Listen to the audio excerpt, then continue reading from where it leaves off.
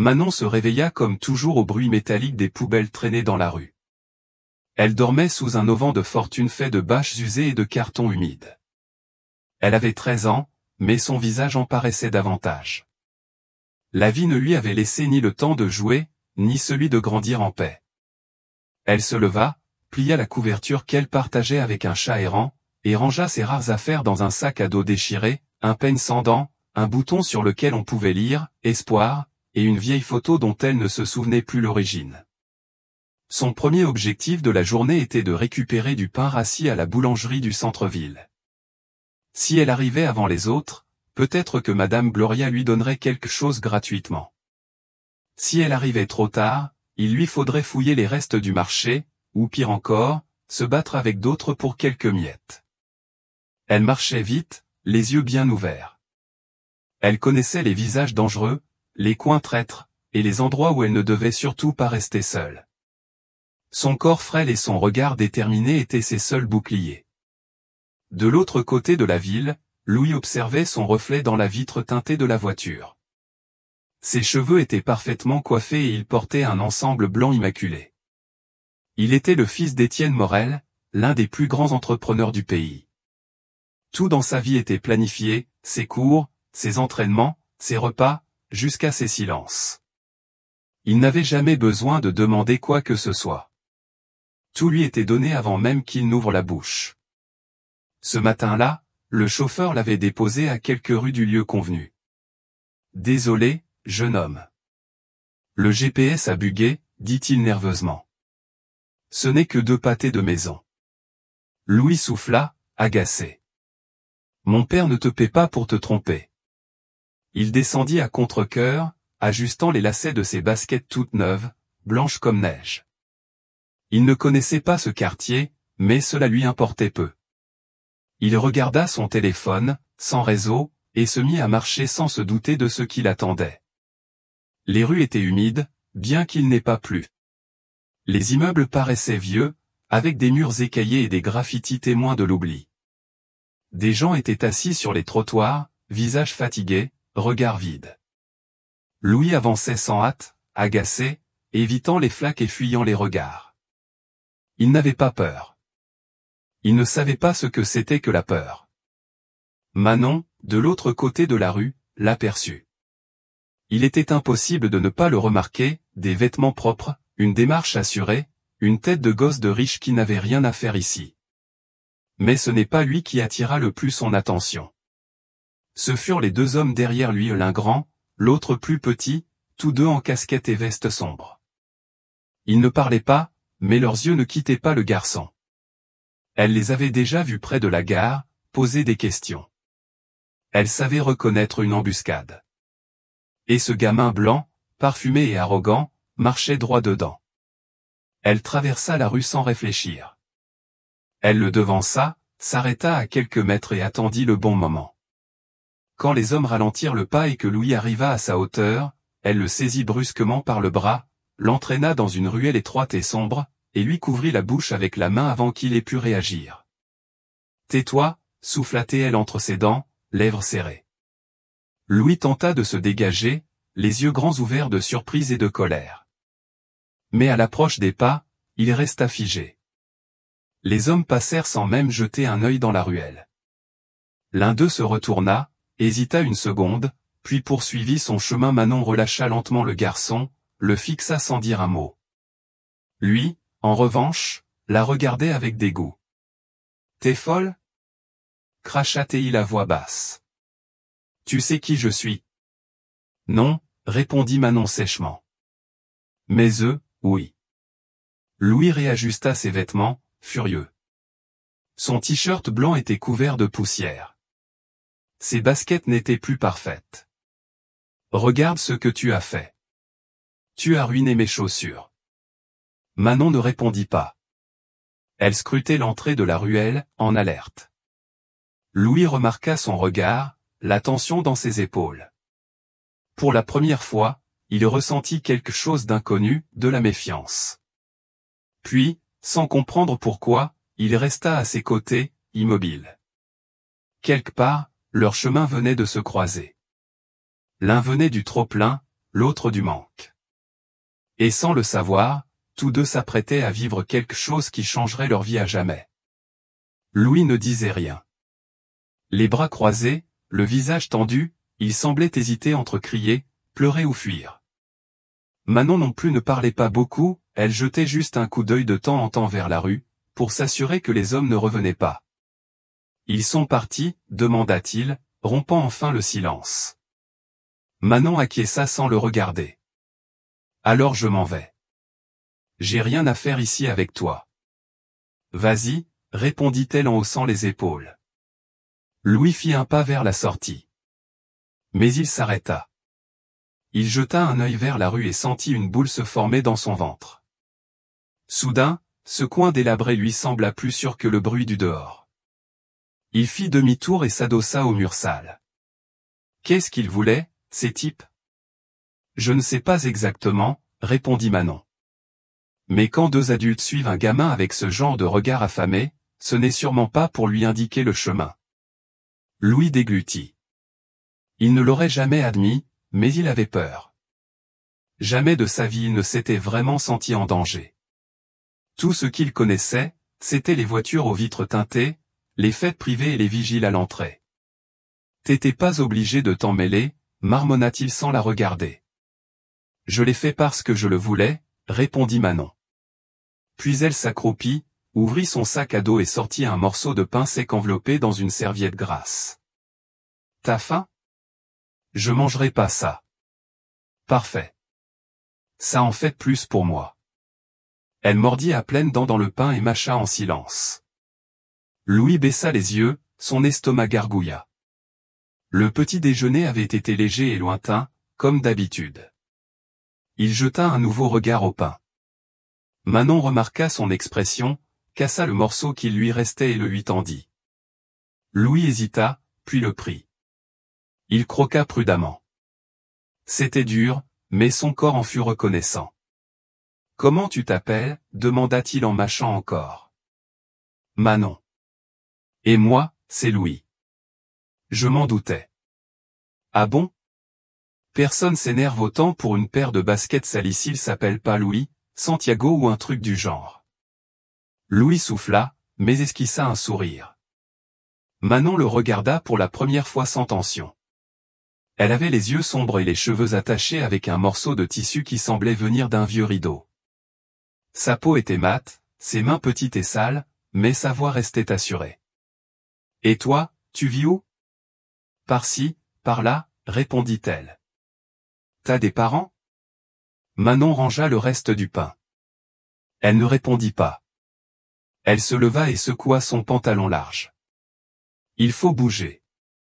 C'est pas sûr de rester trop longtemps au même endroit. » Louis hésita.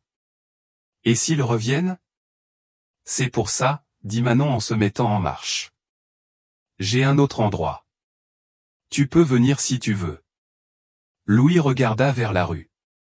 Le soleil baissait déjà, les ombres s'allongeaient sur les murs fissurés. Il sortit son téléphone, sans réseau. Son nom complet, son nom de famille, son argent, ses vêtements. Rien de tout cela n'avait d'importance à cet instant. Il suivit Manon. « Ne crois pas qu'on est amis, dit-il. T'inquiète, j'en ai pas envie non plus. » Et ainsi, sans s'en rendre compte, ils marchèrent ensemble vers une nuit que ni l'un ni l'autre n'oublierait. L'autre endroit était pire que ce que Louis avait imaginé, un garage abandonné, aux portes rouillées, vitres brisées et l'odeur d'huile rance incrustée dans les murs. Manon poussa une grille avec effort et entra sans demander la permission. Louis la suivit, inspectant chaque recoin d'un regard méfiant. « Personne ne vient ici depuis des mois, » dit-elle d'un ton calme. « Les chiens n'aboient pas, les voisins ne regardent pas, c'est parfait. » Louis avala difficilement sa salive. Il avança prudemment, évitant les flaques d'eau noire. Dans un coin, il y avait un matelas sale, un seau rempli de vêtements mouillés et un chariot de supermarché plein de bricoles inutiles. Des boîtes de conserve vides, des bouts de bois, une couverture déchirée. « Tu vis ici » demanda-t-il à voix basse. « J'y dors parfois. D'autres fois à la gare routière ou sur le toit d'un immeuble à moitié effondré. » Cela dépend du temps et des dangers. Louis s'assit sur un banc bancal, regardant autour de lui sans savoir quoi faire de ses mains. Il sentit que sa chemise commençait à avoir une autre odeur, comme si le parfum cher qu'il portait en quittant la maison ne lui appartenait déjà plus. « Mon père doit être en train de me chercher », murmura-t-il soudain. Manon leva un sourcil. « Ah, oui, bien sûr, c'est important. Il a des contacts. Quand il saura que j'ai disparu, ça va faire scandale. » Tant mieux. Qu'est-ce que ça veut dire? Que j'espère que ce soit vrai. Parce qu'il y a des pères qui ne remarquent l'absence de leurs enfants qu'après plusieurs jours. Louis se tut. Il n'avait jamais pensé à cela. Son père n'était pas du genre affectueux, toujours occupé, toujours en réunion, toujours à laisser des messages par l'intermédiaire de son assistante. Et pourtant, Louis gardait l'espoir qu'il finirait par le retrouver. Manon ouvrit une boîte de conserve avec un ouvre-boîte rouillé. À l'intérieur, des haricots noirs. Elle sortit 2 cuillères et en tendit une à Louis. « J'ai pas de micro-ondes, au cas où tu te poserais la question, » plaisanta-t-elle. Il ne rit pas, mais prit la cuillère. Il mangea lentement, plus par besoin que par plaisir. « Tu es toujours seul ? » ?»« Presque toujours. Parfois je croise d'autres personnes, mais je préfère rester seul. Comme ça, je ne dois rien à personne. » Louis hocha la tête. Il comprenait, même s'il n'avait jamais eu à y réfléchir. Lui, il ne devait rien à personne parce que tout lui appartenait ou du moins, il le croyait. Soudain, Manon se leva et alla vers le fond de l'atelier. Elle en sortit une boîte à chaussures pleine de papier plié, de boutons et de vieux rubans. Elle prit un papier froissé et le regarda quelques secondes, comme si elle lisait quelque chose sans mots. « Qu'est-ce que c'est » demanda Louis. Elle mit du temps à répondre. « Une note laissée par quelqu'un qui est parti. » Il ne posa pas d'autres questions. Il sentit qu'il ne devait pas. À la place, il s'allongea sur le sol froid, son sac à dos en guise d'oreiller. Manon éteignit la lampe torche et s'assit tout près, les genoux repliés contre elle. « Ne ronfle pas, » dit-il en essayant de plaisanter. « Toi non plus, ne pleure pas, » répliqua-t-elle sans se retourner. Les minutes passèrent dans le silence. Dehors, la ville grondait au loin, avec ses moteurs, ses voix étouffées et ses chiens invisibles. À l'intérieur, il n'y avait que 2 enfants qui ne se connaissaient pas, mais qui, cette nuit-là, dans ce coin perdu du monde, avaient plus besoin l'un de l'autre qu'ils ne le comprenaient. Et sans vraiment s'en rendre compte, ils commencèrent à se sentir un peu moins seuls. À l'autre bout de la ville, dans un étage élevé d'un immeuble aux vitres miroitantes, Étienne Morel buvait son 3e café de la journée sans croiser le regard de personne. La réunion continuait. Les associés parlaient de contrats, de pourcentages, d'expansion. Lui restait silencieux, le front plissé, mais l'esprit ailleurs. « Monsieur Étienne, » dit prudemment son assistante Lucien en entrant, « l'école a rappelé. Ils disent que Louis ne s'est pas présenté ni hier ni aujourd'hui. » Il leva enfin les yeux, agacé. « Et qu'est-ce qu'ils veulent que je fasse ? Il va bien finir par revenir. » Le chauffeur a aussi appelé. Il dit qu'il l'a déposé à l'endroit convenu. Mais l'enfant n'est jamais arrivé à destination. Et bien qu'il cherche mieux, répondit-il froidement, mettant fin à la conversation. Mais une fois qu'elle fut partie, Étienne ne parvint plus à ignorer la situation. Il sortit son téléphone. 5 appels manqués de l'école. Aucun message de Louis. Il relut leur dernière conversation sur WhatsApp. Le dernier message datait de 2 jours. Un seul mot ? Prêt. Rien de plus. Pour la première fois, il sentit un léger nœud dans l'estomac, non pas de peur, mais d'inconfort, comme si quelque chose ne tournait pas rond. Dans l'atelier, Manon s'était endormie assise contre le mur. Louis, en revanche, restait éveillé, non pas à cause du froid, mais parce que tout lui semblait étrange, les ombres, les bruits, l'odeur. Et elle aussi, cette fille qui ne devait rien à personne et qui pourtant l'avait sauvée. À peine l'aube pointait-elle qu'une vieille porte s'ouvrit brusquement. Louis se leva d'un bond, le cœur battant. Mais ce n'était que Joël, un homme mince, à la peau foncée, avec une barbe épaisse et un regard apaisant. « Ah, c'était toi, Manon, dit-il. Je croyais que tu ne venais plus par ici. Je fais juste profil bas, Joël. Rien de grave. » Joël observa Louis de la tête aux pieds. « Et lui, il apprend à ne pas mourir, » répondit-elle avec un sourire sarcastique. L'homme ne posa pas de questions. Il leur offrit un peu de pain sec et une bouteille d'eau. Louis hésita, puis accepta. Il le remercia d'un simple geste, sans un mot. Étienne finit par appeler quelqu'un d'autre. Lucia lui avait donné le contact d'Auguste, un ancien policier devenu détective privé. On disait de lui qu'il résolvait les affaires rapidement et sans faire de vagues. « J'ai besoin de retrouver mon fils. Il s'appelle Louis Morel, » dit Étienne sans détour. « Il a disparu il y a 2 jours. Je n'ai encore rien rendu public, je veux gérer cela moi-même. »« Où l'a-t-on vu pour la dernière fois ?» demanda Auguste. Le chauffeur l'a déposé rue Père Miret, au coin de la 5 de Maillot. Le GPS a bugué, il l'a laissé à quelques pâtés de maison de sa destination. Compris. Je m'en occupe. Il raccrocha aussitôt. Pour Étienne, ce n'était qu'une formalité, un désagrément à caser dans l'agenda. Mais en raccrochant, quelque chose le poussa à ouvrir un vieux tiroir oublié. À l'intérieur, parmi des papiers anciens, il trouva une enveloppe contenant une feuille pliée. L'écriture était celle de Louis, un message court. « Si un jour tu remarques mon absence, c'est peut-être que je suis déjà parti. » Étienne le lut 3 fois. Il ressentit quelque chose qu'il ne parvenait pas à nommer. Ce n'était ni de la culpabilité, ni de la peur. C'était autre chose, comme s'il entendait enfin ce que son fils tentait de lui dire en silence depuis des années. Ce même matin-là, Manon et Louis quittèrent l'atelier. Joël leur avait indiqué comment rejoindre une maison abandonnée où ils pourraient rester à l'abri des regards. Alors qu'ils marchaient dans des rues inconnues, Louis s'arrêta un instant. « Et si mon père ne me cherchait pas ?» Manon le regarda du coin de l'œil. « Alors, bienvenue au club. » Et ils reprirent leur chemin, lui avec une maigre lueur d'espoir, elle avec un cœur habitué. Auguste arriva tôt dans le quartier où Louis avait été vu pour la dernière fois. Il ne portait pas d'uniforme, ne montrait pas de badge. Seulement un petit carnet, un vieux téléphone et un regard usé par trop d'histoires pour encore faire confiance. Il s'arrêta devant une petite boutique grillagée et salua le propriétaire, un homme d'âge moyen à l'air fatigué. « Bonjour, patron. Je cherche un gamin qui aurait pu passer ici il y a 2 jours. » Blond, bien habillé, l'air perdu. L'homme fronça les sourcils, réfléchit un instant, puis désigna le coin de la rue. « Oui, oui, je l'ai vu.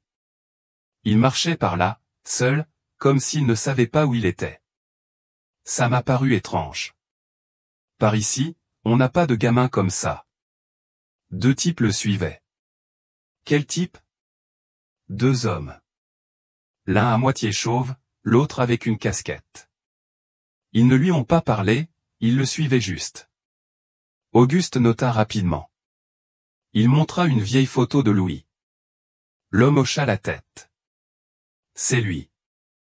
Je ne sais pas ce qui s'est passé après, je fermais boutique. » Le détective le remercia et repartit en marchant sur le trottoir d'en face.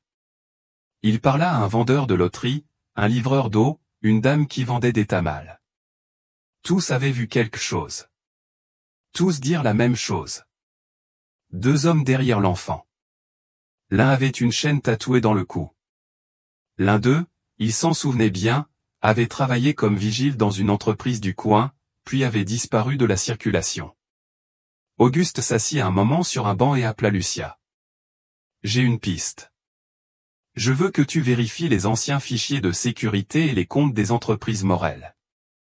Cherche quelqu'un avec une chaîne tatouée sur le cou.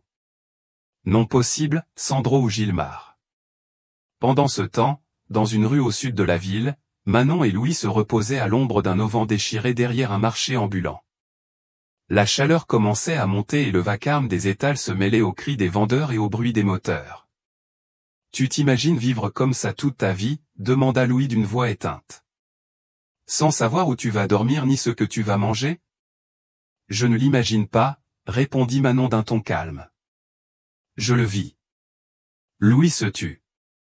Il regarda ses baskets sales, ses vêtements froissés, ses mains couvertes de poussière.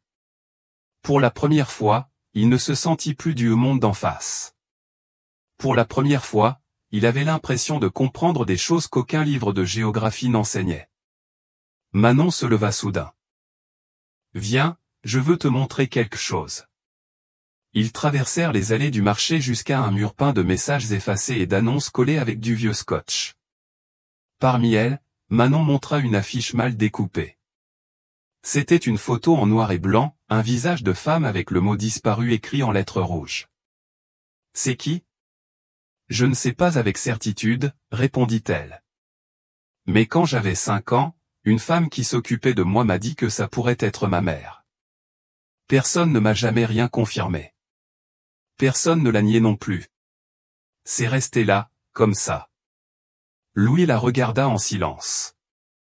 Il voulut dire quelque chose, mais ne trouva pas les mots. Il posa simplement une main sur son bras, quelques secondes. « Mon père, » commença-t-il, puis il s'interrompit. « Il n'est pas mauvais. Il est juste absent. » Manon comprit mieux que quiconque. Elle hocha doucement la tête et s'écarta. « Viens, on ne peut pas rester trop longtemps au même endroit. » Et ainsi, entre les affiches d'absents et les passants destination, ils continuèrent leur route, lui, cherchant à être vu, elle, apprenant à ne pas disparaître. Étienne entra dans son bureau plus tôt que d'habitude. Il ne salua personne, ferma la porte, posa sa mallette sur le canapé en cuir et s'approcha de la baie vitrée. De là, la ville ressemblait à une maquette propre, ordonnée, où rien ne faisait mal. Mais à l'intérieur, quelque chose faisait mal. Il tenait l'enveloppe dans la main, celle trouvée avec la note de Louis. Il l'ouvrit à nouveau, comme si les mots avaient pu changer pendant la nuit. « Si un jour tu me remarques, c'est peut-être que je suis déjà parti. » Il se laissa tomber sur le fauteuil, sans cravate, la chemise froissée, le café intact sur le bureau. Lucien entra sans bruit. Auguste a appelé. Il a identifié un des hommes qui suivait Louis. Il s'appelle Gilmar Battista, ancien comptable de la filiale logistique. Il a été licencié il y a des années sans raison claire. Il y en a un autre, Sandro Aguiar, ancien agent de sécurité, également renvoyé pour comportement instable. Étienne fronça les sourcils. « Pourquoi je me souviens à peine d'eux ? » « Parce que vous ne les avez jamais vus, » répondit-elle sans hausser la voix. « Vous avez signé les ordres de licenciement sans lire les rapports. » Il ne répondit pas. Il baissa simplement la tête. À l'intérieur, quelque chose en lui se fissurait lentement. Pendant ce temps, Louis se trouvait dans une petite cour en ciment, vêtu d'habits prêtés par un voisin de Manon nommé Don Joël. Il y avait une corde avec du linge suspendu, une chaise sans dossier et un chat qui se léchait la patte dans un coin.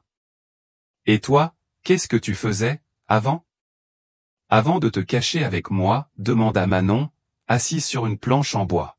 « Comme toujours. École privée, repas prêts, entraînement de tennis, anniversaires ennuyeux. » « Ma vie était parfaite, » répondit-il d'un ton sarcastique. « Alors pourquoi avoir écrit ce mot ? » Louis releva les yeux. Il n'avait rien dit à propos du billet, mais Manon le savait. « Je le savais, parce que les yeux ne savent pas mentir. »« Parce que j'étais fatigué, » dit-il enfin.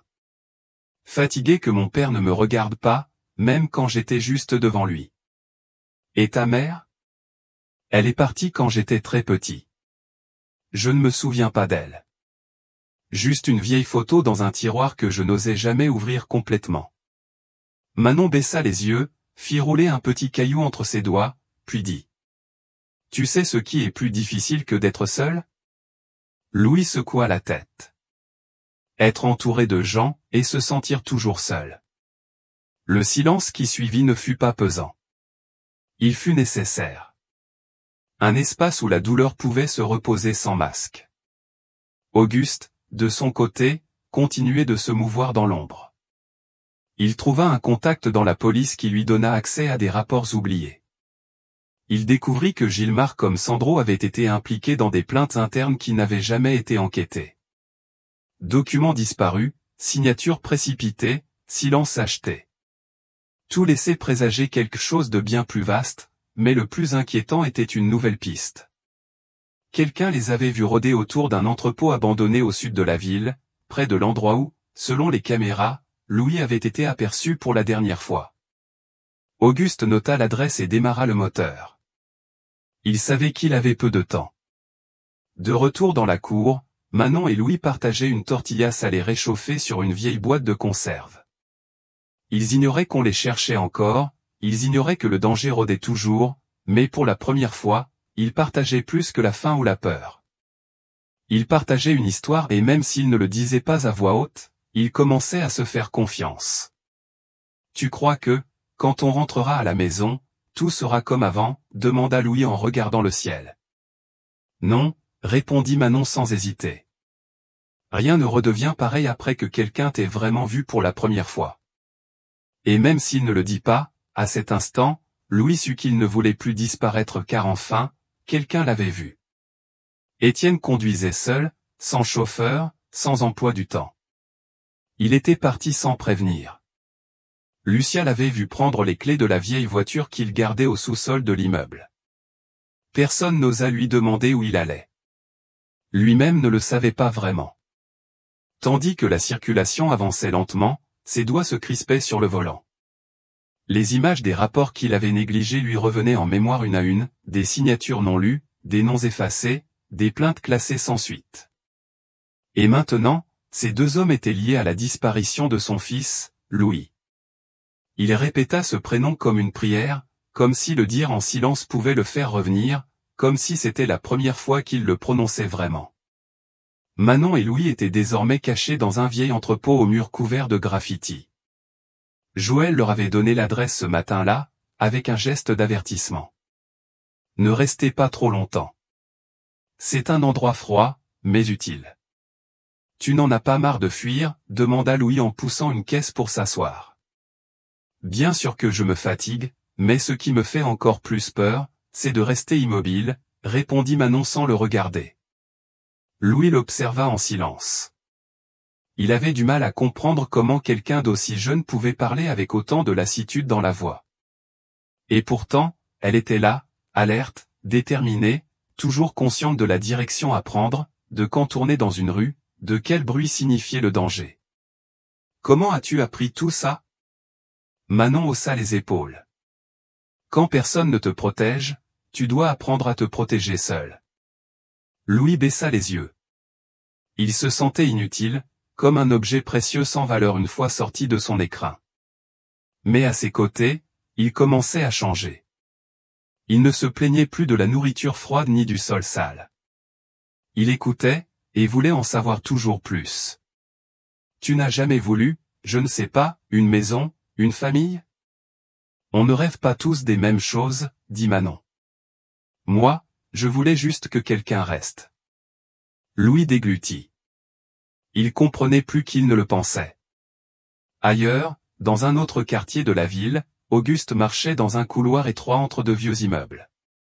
Il avait des photos dans la poche, un micro caché et le numéro de plaque d'une voiture mal garée à l'angle de la rue. Il frappa à une porte sans sonnette. Une femme âgée, au visage dur, ouvrit. Je cherche Sandro Aguiar ou Gilmar Battista. Je sais qu'ils sont passés par ici. Et vous êtes qui? Quelqu'un qui ne veut pas que l'enfant disparaisse à jamais. La femme hésita, puis le laissa entrer. Elle lui indiqua une porte au fond du couloir. À l'intérieur, il y avait un sac avec des vêtements d'homme et un dossier mal refermé. Auguste l'ouvrit. Il y trouva des copies de chèques, des rapports internes et une liste de noms tous liés à Étienne Morel. Il sortit son téléphone, prit des photos et partit sans dire un mot. Ce soir-là, Étienne rentra chez lui sans un bruit. Il monta dans la chambre de Louis. Rien n'avait changé. Le lit était fait, le bureau rangé avec des crayons bien alignés, la corbeille vide. Sur la table, un carnet.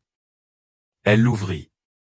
Première page, chose que je veux que mon père sache, mais qui ne l'intéresse pas, une liste sans numéro, des phrases éparses, des douleurs muettes.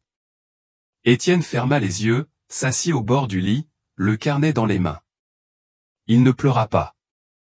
Il ne savait pas encore comment, mais en lui, tout ce qu'il avait enfoui commençait à se fissurer. Pour la première fois, il ne pensa pas aux affaires, mais à son fils, à son silence, à cette voix qu'il n'avait jamais su entendre, et à la promesse qu'il ferait s'il avait la chance de le revoir. Ne plus parler avec des ordres, ne plus regarder seulement pour corriger, ne plus apparaître uniquement quand tout s'effondre. Juste être là. Simplement être là. Cette nuit-là, Manon ne parvint pas à dormir. L'entrepôt avait un toit, mais pas de chaleur. Elle s'assit en tailleur, se serrant dans ses bras, tandis que Louis dormait, la tête posée sur un sac à dos. Sa respiration était calme, presque imperceptible, comme si, enfin, son corps avait trouvé un peu de repos. Mais Manon ne s'autorisait pas à baisser la garde. Elle avait l'habitude de se réveiller dans des lieux différents, de changer de cachette, de ne faire confiance qu'à ce qu'elle pouvait porter. Chaque fois qu'elle croyait avoir trouvé un abri sûr, quelque chose l'en arrachait. Cette fois, elle ne voulait pas que cela arrive. Pas pour elle. Pour lui. Louis bougea, murmura quelque chose dans son sommeil. Manon le regarda, prise entre tendresse et colère. C'était un enfant qui n'avait jamais appris ce que survivre signifiait, et maintenant il l'apprenait brutalement. Elle se leva avec précaution et marcha jusqu'à la porte arrière de l'entrepôt.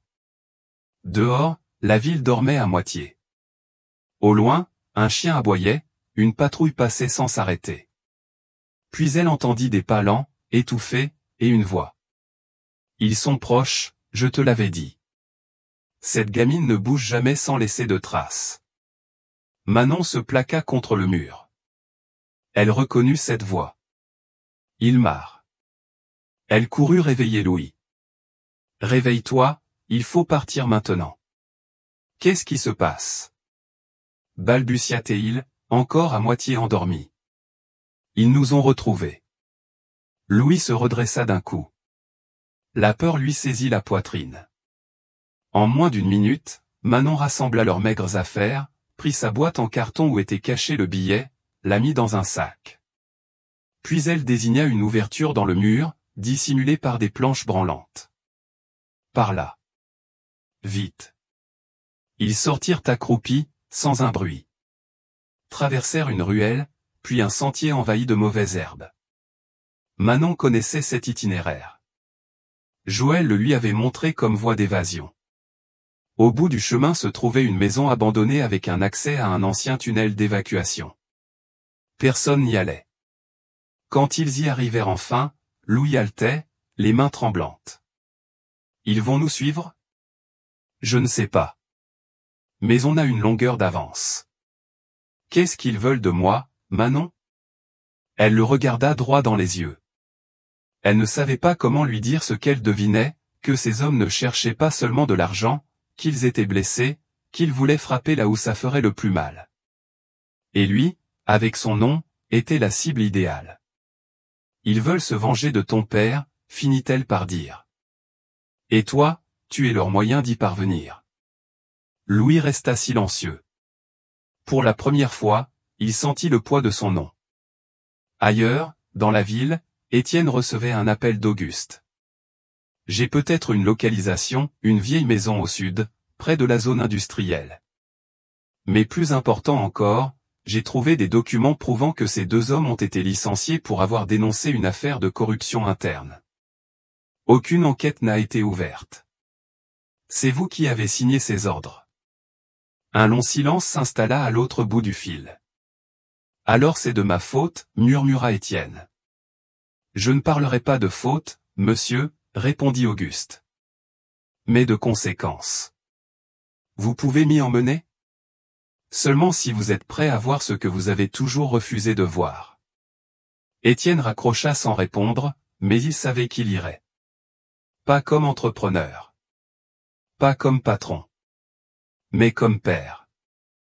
Dans l'obscurité du tunnel, Manon installa Louis contre un mur sec. Il ferma les yeux, épuisé. Elle resta éveillée, comme toujours, à écouter les échos, les bruits lointains, les pas qui viendraient peut-être. Mais cette nuit-là, avant que le sommeil ne l'emporte, elle s'autorisa quelque chose de nouveau. Elle prit la main de Louis et ne la lâcha pas. L'aube arriva sans couleur. Le ciel était couvert de nuages bas et lourds, comme si la ville elle-même pressentait que quelque chose allait se briser. À l'intérieur du tunnel, la lumière entrait à peine. Louis se réveilla avec le dos douloureux et la gorge sèche. À ses côtés, Manon était déjà assise, en alerte. Comme toujours. « Tu as dormi un peu ?» demanda-t-il en se frottant les yeux. « Juste assez » répondit-elle, « même si je ne sais pas combien de temps encore nous serons en sécurité. » Louis se redressa lentement. Il avait froid, faim, et un nœud au ventre qui refusait de se défaire. Tout son corps lui criait qu'il n'avait pas sa place ici, mais, étrangement, son cœur n'était plus aussi sûr. « Qu'est-ce qu'on va faire maintenant ?» Manon ne répondit pas tout de suite. Elle sortit le vieux petit poste radio que Joël leur avait prêté, l'alluma et tourna lentement le bouton. Presque tout n'était que grésillement, mais soudain, une voix familière, rauque et ferme, brisa le silence. « Manon, si tu entends ça, écoute-moi bien. Je sais où vous êtes. Je ne vais pas le dire ici, mais ils vous ont retrouvé. Sortez du tunnel. Ne retournez pas à l'entrepôt. » Joël m'a indiqué un autre point sûr. La ruelle derrière le vieux marché, celle qui sent le poisson, même s'il n'y en a pas. Tu me reçois ? Elle déglutit. Elle n'avait pas l'habitude qu'on la cherche pour la protéger, qu'on pense à elle comme à autre chose qu'une ombre dans la rue. C'était qui ? demanda Louis. Auguste. Le type que je connais. C'est l'un des rares puissants à encore regarder autour de lui, et à qui on peut faire confiance. Manon haussa les épaules. Pas totalement, mais je crois qu'il ne donnerait pas mon nom comme ça. Et s'il a dit à quelqu'un où nous sommes, c'est qu'il pense pouvoir nous aider. Louis acquiesça. Il apprenait à lire ses silences, ses réponses incomplètes qui, dans ce monde-là, voulaient dire beaucoup. Ils sortirent prudemment du tunnel. Les rues étaient presque désertes. Ils longèrent des murs couverts de graffitis effacés, des toits de tôle rouillés, des fenêtres calfeutrées avec de vieux chiffons. Ils avançaient vite, sans parler, comme ceux qui savent que le danger peut surgir à n'importe quel coin de rue. Pendant ce temps, à quelques kilomètres de là, Étienne descendait d'une voiture grise, les yeux gonflés par le manque de sommeil. Il portait des vêtements simples, un t-shirt sombre et un jean. Rien en lui ne trahissait un homme d'affaires, seulement un père à la recherche de son fils. Auguste l'accueillit d'un air grave. On n'a pas beaucoup de temps. Les hommes qu'on suivait ne sont plus dans la zone industrielle. Ils ont bougé. Quelqu'un les a vus près du vieux marché. L'un d'eux posait des questions sur une gamine des rues qui se déplace avec un autre garçon blond. Ils avaient l'air de savoir exactement ce qu'ils faisaient. Étienne sentit l'air lui manquer. Il s'appuya contre le mur le plus proche. Et Louis ? On ne sait pas. Mais si Manon est encore avec lui, alors il est probablement en sécurité, pour l'instant. Je veux le voir, pas juste pour le reprendre avec moi. Je veux l'écouter, savoir qui il est vraiment, parce que je me rends compte que je ne le sais pas. Auguste le fixa avec attention. Il en avait entendu, des choses, dans sa carrière, mais cette phrase-là le surprit. Peut-être parce qu'elle sonnait vraie. Ou parce qu'il était temps. Alors venez avec moi. Mais pas de course, pas de cris, pas d'exigence. Aujourd'hui, ce n'est pas vous qui commandez. Étienne acquiesça. Pour la première fois, il se laissa guider. Manon et Louis arrivaient déjà dans la ruelle. L'odeur de poisson était bien réelle. Derrière quelques caisses mouillées, une porte en métal était entr'ouverte. Manon frappa 3 coups. Une silhouette masculine apparut de l'autre côté. Ce n'était pas Joël, mais ce n'était pas un ennemi non plus. Entrez vite. Manon entra sans hésiter. Louis la suivit. La porte se referma et le monde extérieur resta suspendu. Pour un instant, juste un instant, ils étaient en sécurité. Mais ce qu'ils ignoraient, c'est que la fin de cette histoire marchait déjà vers eux, d'un pas décidé. L'endroit ressemblait à un ancien entrepôt transformé en refuge de fortune. Il y avait des couvertures sur des cartons, des bouteilles d'eau, une lampe suspendue au plafond qui clignotait comme si elle aussi était fatiguée. Manon inspecta l'endroit en quelques secondes. Louis resta debout, observant, jusqu'à ce que quelqu'un lui tende un gobelet en plastique rempli d'eau. « Merci », murmura-t-il à un inconnu méfiant.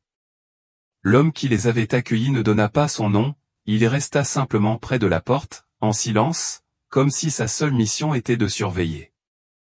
Manon s'approcha d'un coin et sortit sa boîte à chaussures. Elle la posa soigneusement au sol, comme si c'était la seule chose précieuse qu'elle possédait. Louis s'assit à côté d'elle.